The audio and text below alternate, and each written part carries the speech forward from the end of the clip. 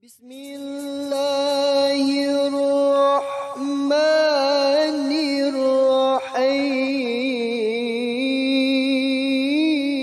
Qayyim rahimahullah ta'ala berkaitan dengan jihadun nafs. Jadi ada 4 ya Pak ya. Nah ringkas. Ya, Ustaz. Ihdaha, yang pertama, ayyujahidaha ala ta'allumil huda wa dinil haq. Dia berjihad, dia mengumpulkan semua tenaganya, mengerahkan semua tenaganya untuk mempelajari al-huda. Tadi apa al-huda? Al-Quran. Al-Quran, al-wahyu. Al-wahyu. Dan juga dinil haq yaitu Islam. al-Islam. Ini harus berjihad, Pak.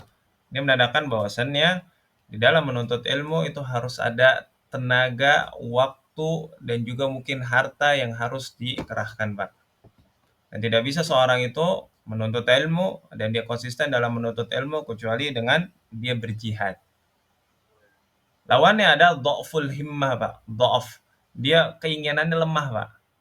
Ya, dok, boleh. Heeh. Berhikmah. Dan terkadang ada orang seperti itu, Pak. Terkadang kalau lagi semangat, Ya. kalau lagi ini teman-temannya bermaksiat, teman-temannya tidak ke kajian jadi lemah gitu, Pak. Dan ini belum disebut mujahadah, Pak. Kalau yang seperti ini ngelihat sikon seperti apa, keadaan hatinya berubah sesuai dengan sikonnya, lingkungannya seperti apa. Ini yang pertama harus belajar. Baru tingkatan yang kedua, an yujahidaha 'alal 'amali bihi ba'da ilmi. Jadi berjihad, mujahadah untuk mengamalkan apa yang telah ia ketahui setelah dia mengetahuinya. Oke, ini harus ada, Pak. Ini dua hal ini. Jadi belajar terlebih dahulu, tidak bisa langsung beramal. Habis itu dia mengamalkannya. Atau kebalik, Pak. Dia udah belajar tapi tidak beramal. Prakteknya tidak ada. Dan ini tidak termasuk firman Allah, innama yakhshallah min ibadihil ulama. Jadi harusnya ketika seorang itu mengetahui menjadi ulama, dia takut kepada Allah. Nah, intouch-nya itu output-nya, takut kepada Allah. Nah, tapi kalau tidak diamalkan, bukan takut, Pak. Tapi jatuhnya adalah sombong, Ya. mencari muka di hadapan para ulama. Habis itu supaya namanya itu eksis, dipuji manusia. Niatannya salah dalam menuntut ilmu, dan juga tidak beramal karena niatannya salah, Pak. Nggak ikhlas, pasti niatannya tidak untuk beramal, untuk mencari gelar dan lain sebagainya. Ya, maka tidak terrealisasi dua hal tersebut.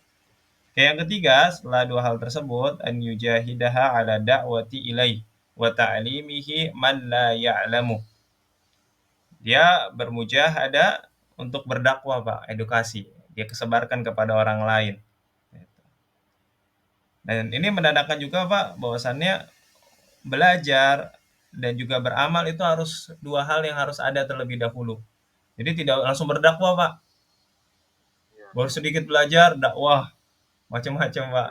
Nah, ini bukan seperti ini. Habis itu dia udah belajar tapi tidak beramal langsung dakwah. Enggak, diamalin dulu, Pak. Dia belajar, beramal, habis itu dia berdakwah. Khairukum man ta'allamal Qur'an wa 'allamah. Jadi belajar terlebih dahulu, habis itu mengajarkannya. Dan apakah ini harus menjadi guru, Pak? Mengajarkan orang lain? Harus jadi ustadz dulu, Pak?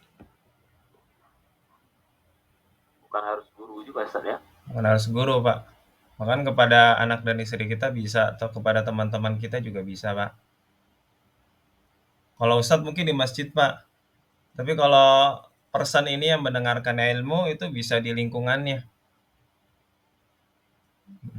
Karena ustadz itu terbatas. Ya nggak bisa sampai ke anak istrinya, nggak bisa. Jadi harus ini masing-masing person mengambil bagian ini. Dan yang keempat adalah bermujahadah untuk bersabar di dalam rintangan dalam berdakwah. Ini tabiatul dakwah, Pak.